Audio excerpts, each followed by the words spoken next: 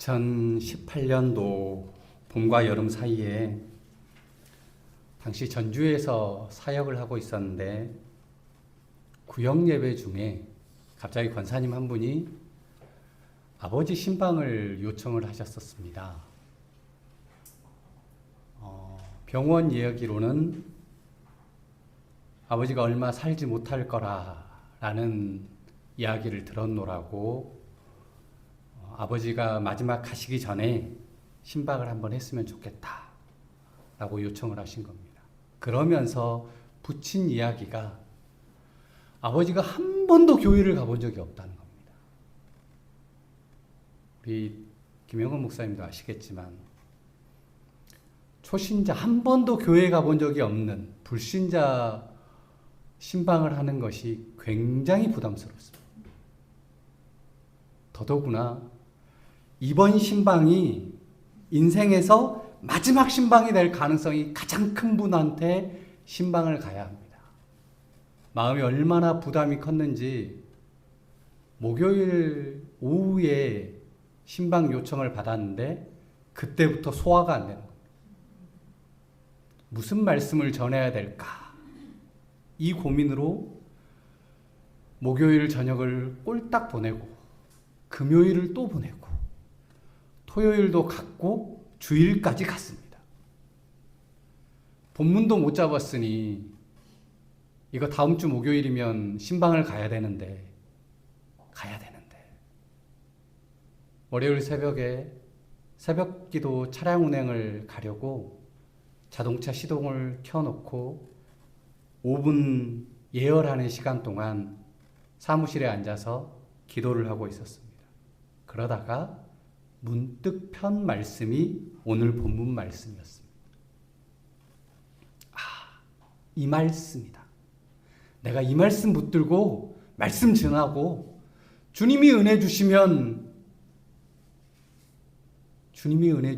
영접 기도까지 드리고 오면 좋겠다. 이 마음으로 그 나머지 3일을 기도하고 준비하고 그리고 그 다음 주 목요일이 되어서 신방을 갔습니다. 전주에 있었는데 신방 장소가 어디냐면 광양입니다.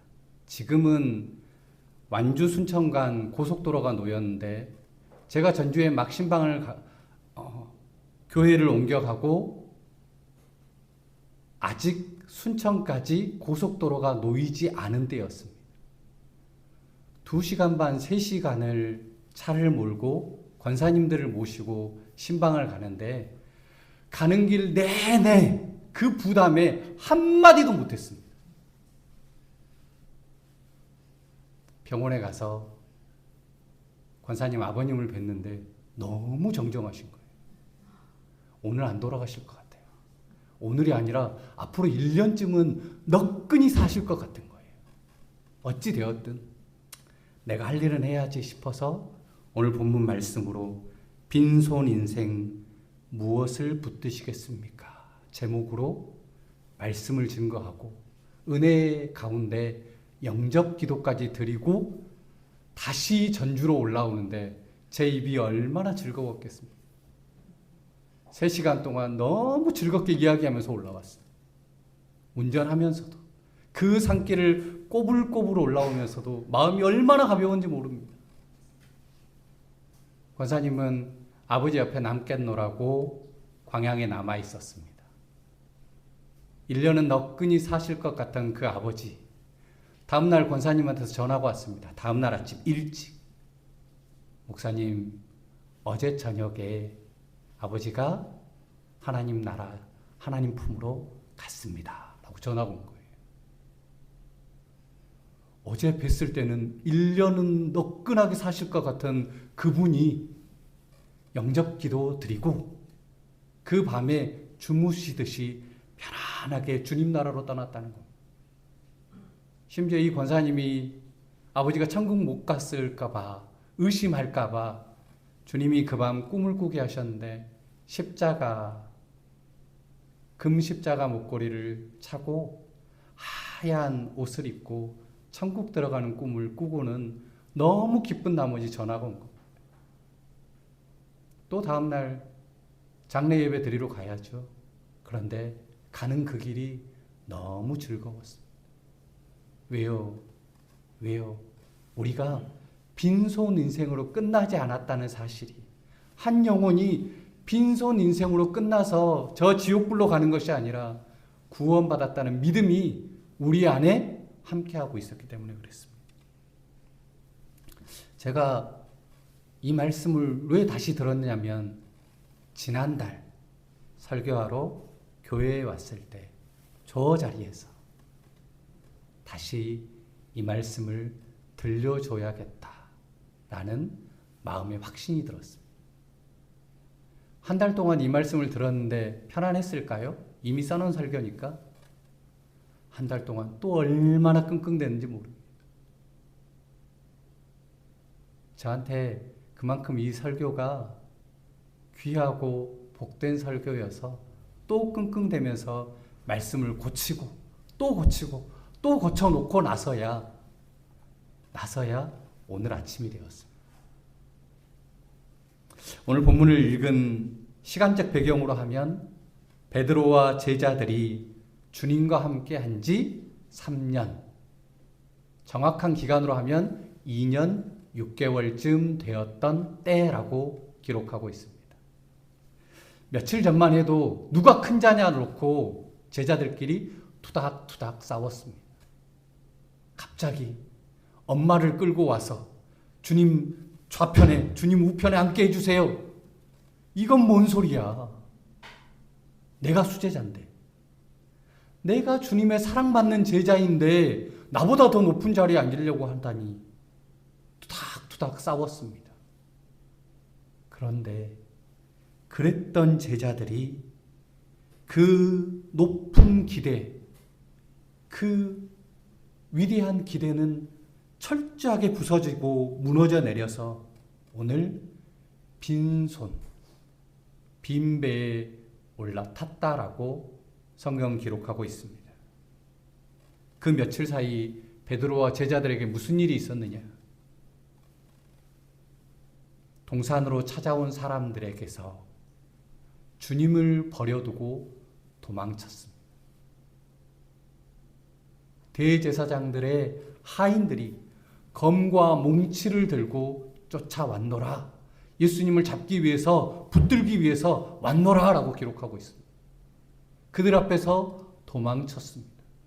내가 모든 것을 다해서라도, 내 목숨을 잃는 한이 있어도 주님 버리지 않겠습니다 라고 고백했던 그 베드로조차도, 심지어 제자 중 하나는 옷을 홀랑 벗고 그들 품에 걸치고 있던 겉옷을 벗어 제끼고 알몸으로 도망쳤습니다. 그 부끄러움에, 그 괴로움이 제자들에게 남아서 오늘 갈릴리 그 바닷가로 도망치게 만들어 놓으라고 기록하고 있습니다. 3절 말씀에 시몬 베드로가 나는 물고기 잡으러 가노라 하니 그들이 우리도 함께 가겠다 하고 나가서 배에 올랐으나 그날 밤에 아무것도 잡지 못하였더니. 주님만 따르겠습니다 소리치던 베드로와 주님만이 전부인 것처럼 모든 것을 버리고 따른 제자들이 처음 이야기가 시작되었던 갈릴리 그 바닷가로 다시 되돌아온 것입니다. 하나님의 아들이요 그리스도이십니다 외쳤던 제자들이 모든 것이었던 주님을 잃어버리고 이전에 하루하루 겨우 밥벌이 하던 시절로 되돌아가 버린 것입니다. 빈손, 삶의 빈배로 되돌아가 버린 제자들. 분명 제자들도 빈손 되어서 고향 돌아오기를 바란 것은 아니었는데 주님 저 높은 왕이 되시면 우편에 좌편에 여러 대신들 자리에 서서 떵떵거리면서 고향에 돌아와서 식구들 앞에 서고 싶었는데 그건 둘째치고 부끄러움과 괴로움만 남아서 고향으로 되돌아왔습니다. 오늘 혹 이 시간 우리 삶에도 이런 빈자리, 이런 후회가 느껴질 때가 있다면 삶의 공허함, 허무함이 제자들처럼 느껴질 때가 있다면 그때 오늘 말씀을 꼭 기억해 주시기를 바랍니다. 오늘 우리 빈 마음에, 허전한 우리 마음에 주님이 채워주시는 채우심을 입는 우리 모두가 되시기를 간절히 원합니다. 주님은 갈릴리로 되돌아간 제자들을 채우기 위해 약속하십니다. 마태복음 26장 32절에 그러나 내가 살아난 후에 너희보다 먼저 갈릴리로 가리라. 제자들이 갈릴리 간다고 말하지 않았습니다. 주님 버리고 갈릴리로 갈 거야 너희. 내가 먼저 가 있을게 라고 말하지 않았습니다. 그런데 주님은 그렇게 얘기하십니다. 너희는 나를 버리게 될 거다. 그리고 내가 먼저 갈릴리로 가 있을 거다. 갈릴리로 와라라고 말한 거 아닙니다. 너희 갈릴리로 도망칠 게 너무 뻔하니까 내가 먼저 가서 기다릴게. 내가 먼저 가서 기다릴게. 왜요? 야, 너희 나 버렸지? 라고 손가락질하기 위해서요? 아니요. 다시 제자들을 회복시키고 채우기 위해서 주님이 먼저 가 계시겠다 약속하십니다. 이 약속이 우리의 삶에도 늘 기억되기를 간절히 원합니다. 주님은 무엇으로 우리를 채우시고 제자들을 채우십니까? 오늘 첫 번째로 주님은 말씀으로 채우셨다라고 말씀하고 있습니다. 따라하겠습니다. 주님의 말씀으로 채우십니다. 주님의 말씀으로 채우십니다. 5절과 6절 말씀에 예수께서 이르시되 얘들아 너희에게 고기가 있느냐 대답하되 없나이다. 이르시되 그물을 배 오른편에 던지라 그리하면 잡으리라 하시니 이에 던졌더니 물고기가 많아 그물을 들 수 없더라. 5절과 6절에 분명 우리가 방금 전에 읽었던 4절 말씀에 보면 밤새도록 수고했지만은 잡은 것이 없습니다 라고 얘기했는데 겨우 그 짧은 한 절 사이에 무슨 일이 있었기에 그 배가 가득 차고 넘친 것입니까? 이 짧은 사이에 무슨 변화가 있었기에? 그런데 성경에 그 변화를 이렇게 기록하고 있습니다. 얘들아 너희에게 고기가 있느냐? 그물을 배의 오른편에 던지라. 그리하면 잡으리라. 뭐가 있었습니까? 주님의 음성이 있었다라고 기록하고 있습니다. 그 1절 사이에, 그 한 절 사이에 성경이 기록한 거라고는 주님의 음성 외에는 없습니다. 바람이 많이 불었다. 갑자기 날이 새로워졌다. 물고기를 좀 잡으려면 맑은 날 잡히지 않습니다. 약간의 풍랑이 필요하고요. 물도 약간 탁해야만 그물질하기가 좋습니다. 그런데 그런 변화는 전혀 기록하고 있지 않습니다. 시간 변화도 그렇게 많지 않습니다. 주님이 겨우 2마디 했을 뿐이에요. 겨우 10초어간에 그 많은 변화가 일어났습니다.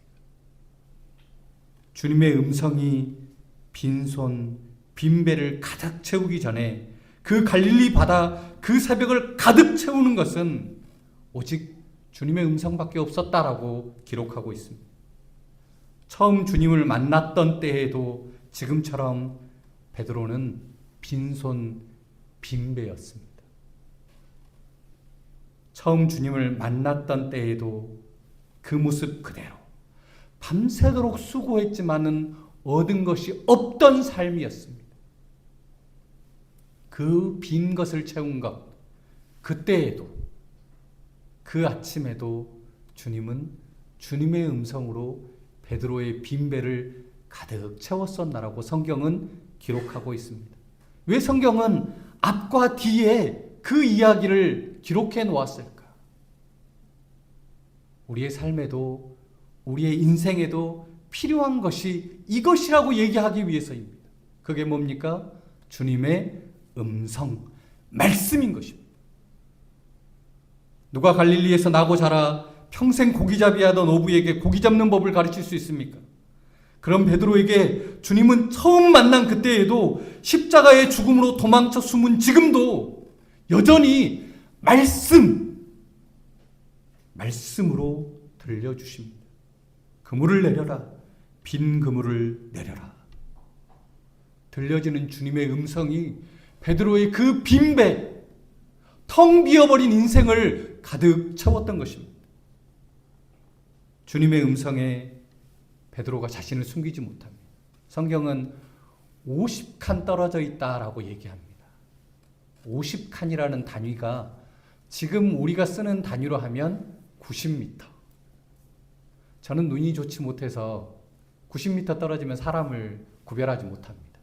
더더구나 안경을 멀리 있는 건 조금 못 보이게 해놓고 가까운 곳은 좀 잘 보이게 조절을 해놨더니 90m 떨어지면 사람 구분이 안 됩니다. 아, 사람이 저기 있구나.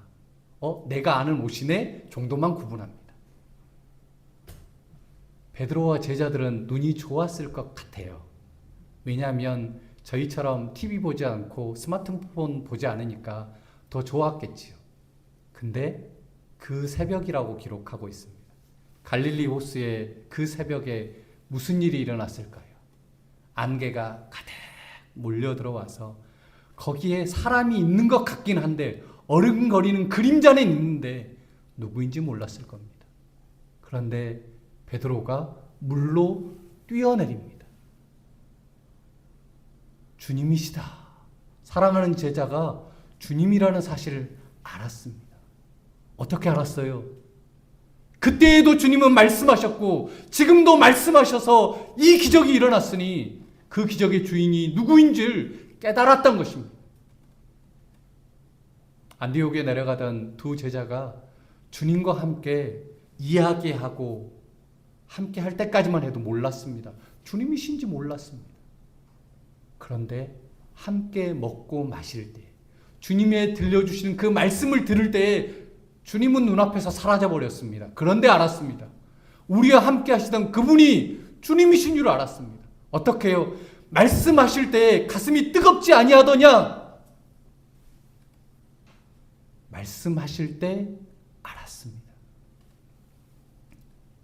베드로가 더 이상 기다리지 못합니다. 육지에 배가 대들 때까지 기다리지를 못합니다. 그 바다로 뛰어내려 버리고 맙니다. 풍랑치던 그 밤에 주님 능력의 말씀으로 무리를 걸었던 베드로였습니다. 지금 베드로는 주님의 말씀이 없었습니다. 베드로야 물 위를 걸으라 라고 말씀하신 것이 없었습니다. 그런데 베드로는 뛰어내립니다. 물 위를 걷는 걸 기대하지 않습니다. 물 위를 걷는 능력은 기대하지 않습니다. 그저 주님을 향해 자신이 할 수 있는 최선을 다해서 헤엄쳤을 뿐입니다. 들려지는 음성, 베드로의 삶을 채우는 그 말씀을 향해서 최선을 다해서 헤엄쳤을 뿐입니다. 물 위를 걷던 그때에는 능력이 베드로의 눈을 가렸습니다. 2년 6개월 동안 주님과 함께 할 때는 그 능력이 베드로와 제자들을 얼마나 기쁘게 했는지 모릅니다. 그런데 그 주님이 사라지고 나니까, 그 능력이 사라지고 나니까 베드로와 제자들이 흩어져 버린 것입니다. 능력은 우리에게 그런 것입니다. 기적은 우리에게 그런 것입니다. 영국의 웨일스 지방에 대부흥운동이 일어났습니다. 왜냐하면 기적이 일어났거든요. 한 목사님이 머리에 손을 얹기만 하면 기적이 일어나서 병자가 고쳐지는 역사가 일어났습니다. 얼마나 많은 사람들이 그 교회로 몰려들었고 미어 터졌는지 영국이 곧 뒤집어질 줄 알았습니다. 왜요? 그 많은 사람들이 주님 말씀 듣고 변화할 줄 알았거든요. 그런데 불과 두어 달도 되지 않아서 그 부흥이 꺼져버리고 말았습니다. 왜냐하면 수많은 사람들이 몰려든 이유가 오직 하나, 능력이었기 때문에 그랬습니다. 그 능력은 곧 사라졌습니다. 그랬더니 사람들도 곧 다시 본래의 자리로 되돌아가 버렸습니다. 베드로도 그렇습니다. 능력 쫓을 때에는 아무것도 아니었습니다. 그런데 말씀 쫓고 나니까 베드로가 변화하는 것입니다. 베드로가 십자가에 거꾸로 못 박힐 수 있던 힘, 그건 능력이 아니었습니다. 주님 말씀이 베드로를 변화시켰기 때문에 가능했던 것입니다. 베드로와 제자들이 십자가에 거꾸로 못 박히고 화형당하고 찢김당해서 죽는 것도 각오할 수 있었던 힘이 어디에 있느냐? 오직 주님의 말씀이었습니다. 결국 빈손되어 아무것도 없는 베드로를 채운 것, 그때에도 지금도 처음에도 빈손되어 무너져 내린 이 순간에도 오직 주님의 음성 말씀뿐이었습니다. 성도 여러분, 우리를 채울 것도 오직 말씀입니다. 신유, 응답, 은사, 능력, 그것은 부차적인 것입니다. 그것은 뒤돌아오면 좋고 아니면 말고. 그러면 정말 핵심은 뭡니까? 우리를 채우실 주님의 말씀입니다. 제자들을 주님의 말씀으로 채웠더니 제자들이 비로소 제자됨의 삶을 살 수 있었습니다. 오늘 우리의 삶에도 이런 역사가 일어나기를 간절히 원합니다. 주님 말씀이 우리의 가슴을 채워주기를 간절히 원합니다. 요한계시록 10장에 보면 사도 요한에게 음성이 들려집니다. 작은 책을 가져다 먹어버리라. 작은 두루마리를 가져다 먹어버리라 라고 기록합니다. 작은 책, 성경을 뜻합니다. 두루마리가 뭐냐? 성경을 뜻합니다. 그런데 먹어버리래요. 책 먹을 수 있습니까? 저는 염소가 아닙니다. 못 먹습니다. 먹으려고 하면 억지로 삼킬 수는 있겠죠. 먼 탈이 나긴 하겠지만. 그런데 정말 성경 먹어버리라는 뜻은 아니고요. 성경을 먹어치우듯이 말씀을 가까이 하라라는 뜻입니다. 늘 가까이에서 암송하고 묵상하고 읽고 또 읽으라라고 이야기하고 있는 것입니다. 여러분, 이 음성은 사도 요한에게만 들려진 음성이 아닙니다. 오늘 우리에게도 동일하게 들려지는 말씀인 줄로 믿습니다. 주님의 음성이 여기에 있습니다. 이 음성을 들으십시오. 이 음성이 우리의 가슴을 채우도록 하십시오. 이 음성을 굳게 붙들어서 말씀대로 살아가는 우리 모두가 되시기를 간절히 원합니다. 둘째로 채우신 것은 주님의 사랑이다 라고 기록하고 있습니다. 따라하겠습니다. 채우신 것은 주님의 사랑입니다. 채우신 것은 주님의 사랑입니다. 11절 말씀 우리가 함께 읽겠습니다. 시작.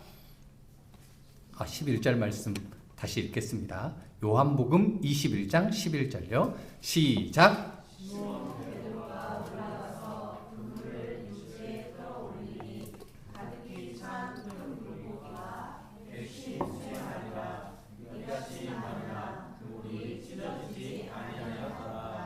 베드로와 제자들이 주님 명령하심을 따라 그물을 내렸더니 그물 가득히 물고기가 들어찼습니다.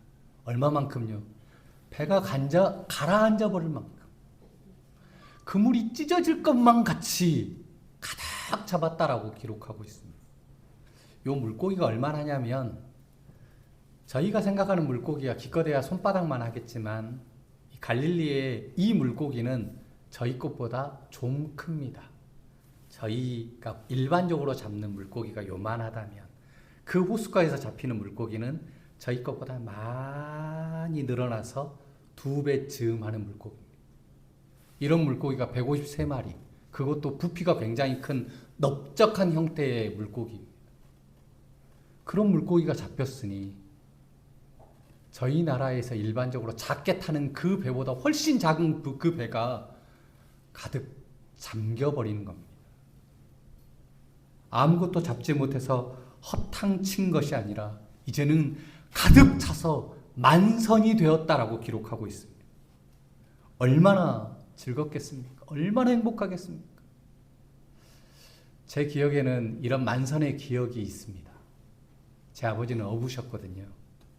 제가 중학교 2학년 때 아버지가 어느 날 밤에 오늘 밤에는 아빠랑 같이 물고기를 잡으러 가자라고 그러시는 겁니다. 몇 시예요? 새벽 2시에. 학대 아닙니까? 어쨌든 그 밤에 그물을 챙겨 들고 아빠와 함께 그 깜깜한 밤바다를 노를 저어서 갔습니다. 동력선이 아닙니다. 노를 저어서 조용히 마을 앞에 섬이 하나 있거든요. 그 섬을 빙 둘러서 그물을 내렸습니다. 1시간이 넘었어요. 새벽 3시가 다 됐겠죠. 그리고 돌뭉치가 뭉쳐져 있는 우리나라 전통 조업법입니다. 그물에서 좀 떨어진 곳을 빙 둘러가면서 물을 뻥뻥 하고 때립니다. 그럼 그 밤에 물고기가 어땠겠어요? 조용하던 밤바다가 펑펑 소리가 나니 얼마나 놀랬겠어요. 혼비백석 도망가겠지요. 그런데 그 중에 어떤 물고기 떼가 그물을 향해 돌진한 겁니다.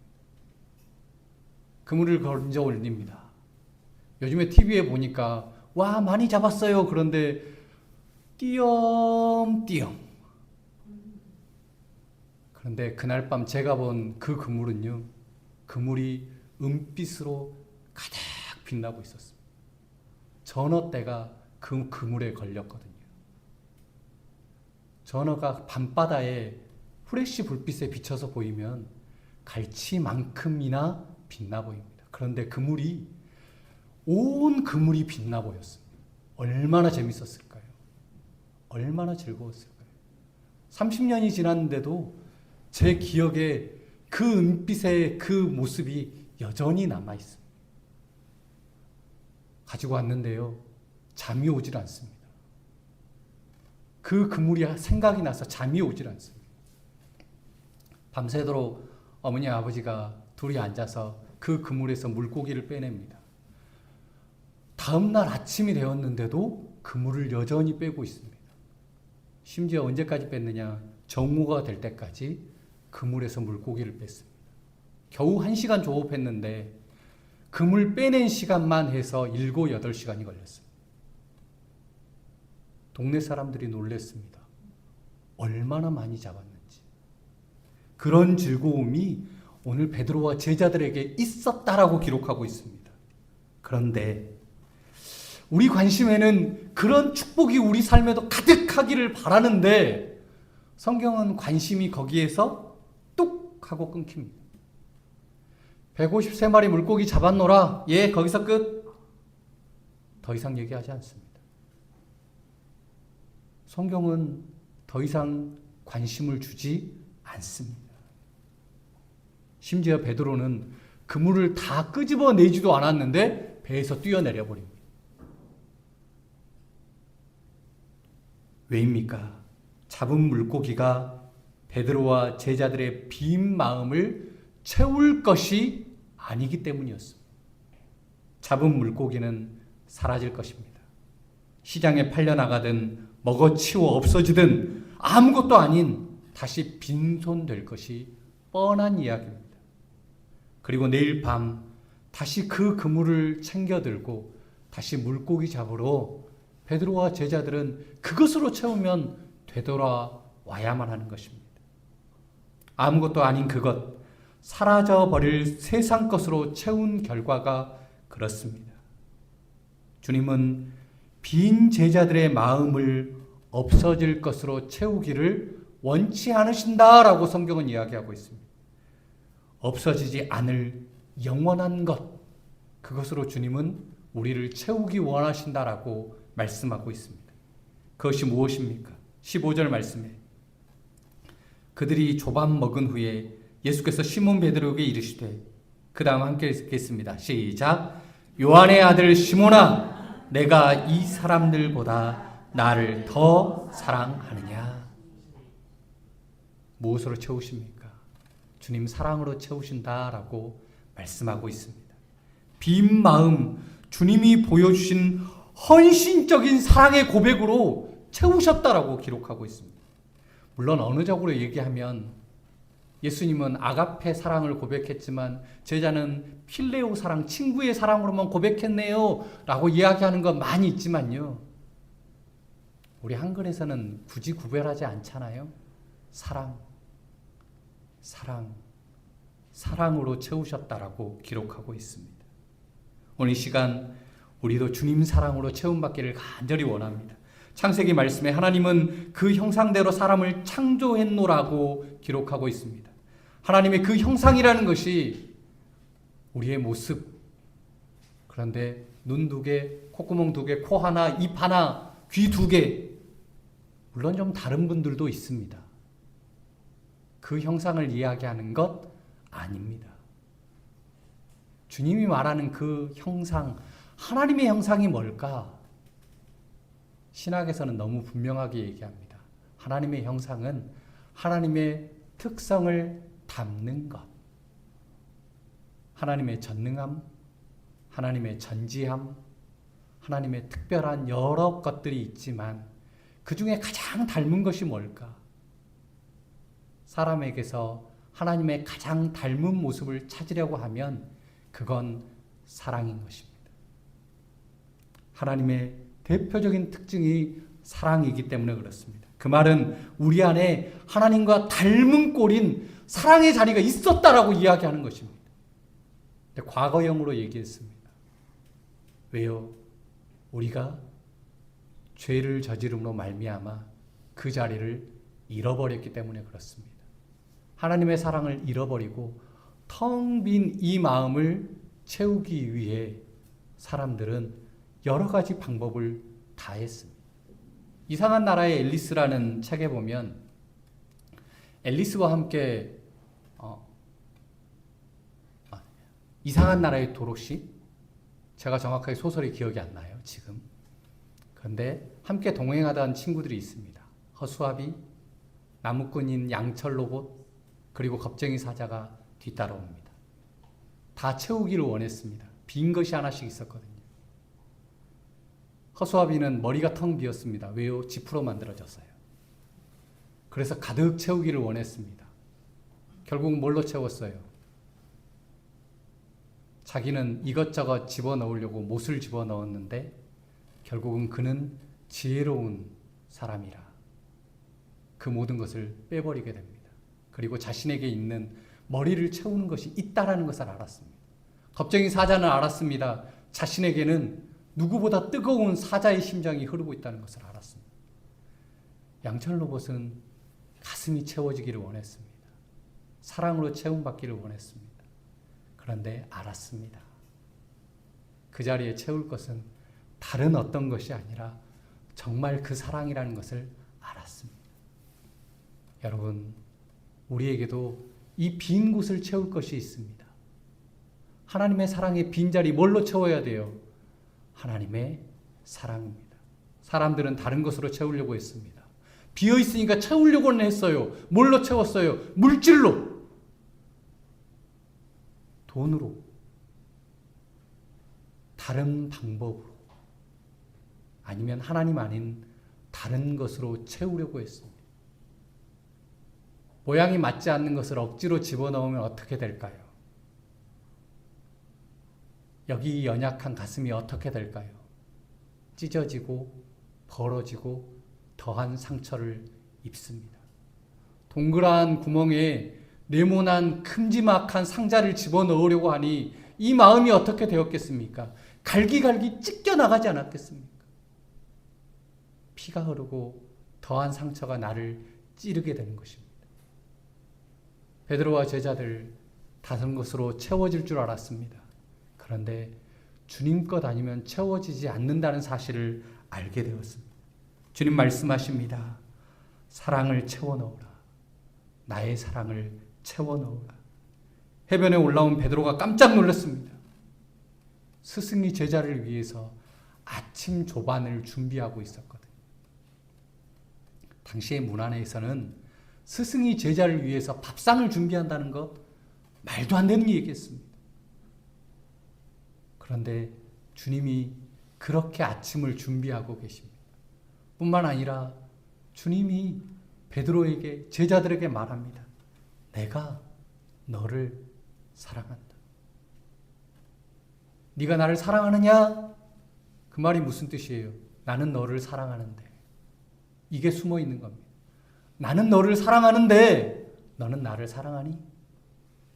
나는 너를 사랑하는데 너는 정말로 나를 사랑하니? 나는 너를 정말로 사랑하는데. 베드로와 제자들에게 주님은 나는 너를 정말로 사랑한다라고 고백하고 있습니다. 오늘 이런 고백이 우리 입술에도 가득하기를 간절히 원합니다.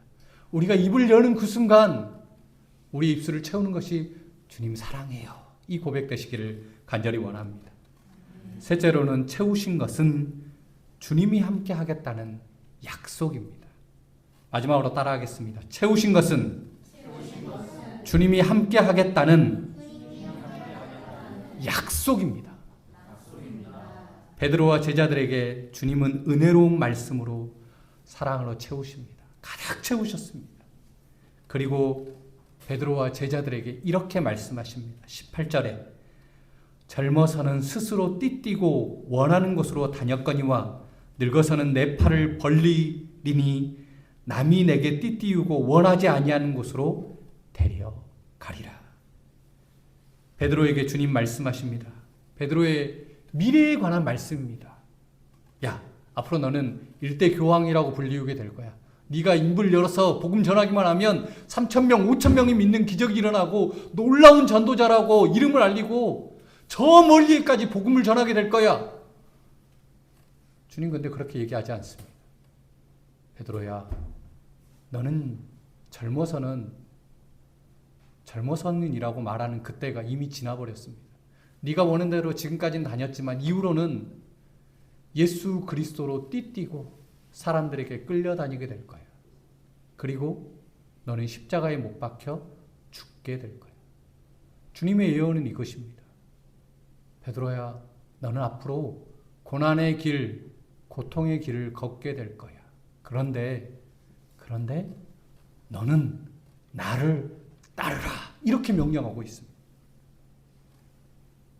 나를 따르라. 주님 말씀하십니다. 그러면 영광된 삶이 보장되리라고 말씀하지 않습니다. 복받는 인생 될 거라고도 약속하지 않습니다. 153마리 물고기를 매일 잡아서 부자 인생 될 거라고 약속하지도 않습니다. 그저 주님이 걷던 길, 그 길 함께 하자라고 약속할 뿐입니다. 첫 순교자였던 스데반 집사가 많은 사람들 앞에서 예수 그리스도가 하나님의 아들이십니다라는 고백을 펼쳐냅니다. 그 이야기를 듣던 수많은 사람들이 돌멩이를 집어들어서 스데반 집사에게 던지려고 합니다. 돌멩이를 나한테 던지면 어떻게 될까요? 사람은 무의식 중에 무서워서 두려워서 얼굴을 가리고 몸을 움츠립니다. 그런데 스데반 집사는 몸을 넓게 펴고 고개를 들고 하늘을 올려다보며 환히 웃습니다. 어떻게 그게 가능합니까? 주님이 스데반 집사에게 손짓하는 것을 봤거든요. 죽음의 공포를 스데반 집사가 건너 뛰어버린 것입니다. 본성을 건너 뛰어버리고 본능을 건너 뛰어버린 것입니다.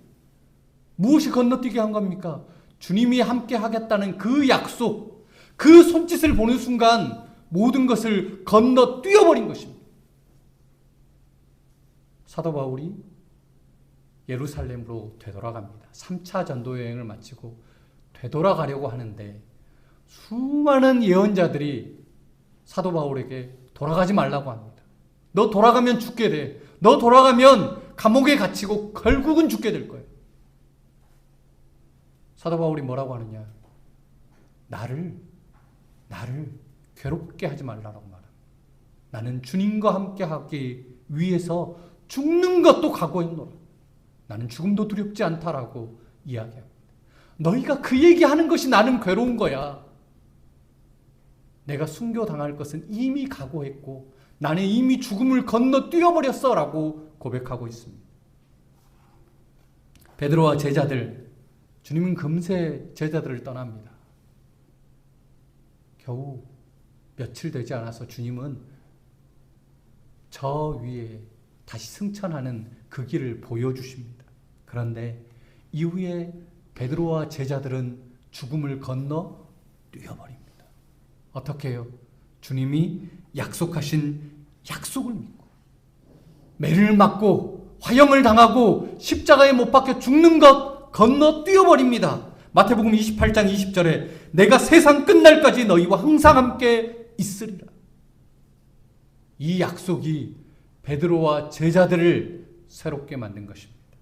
약속하신 주님이 함께 하실 것을 이후로는 보이지 않았지만 믿을 수 있었기 때문에 그랬습니다.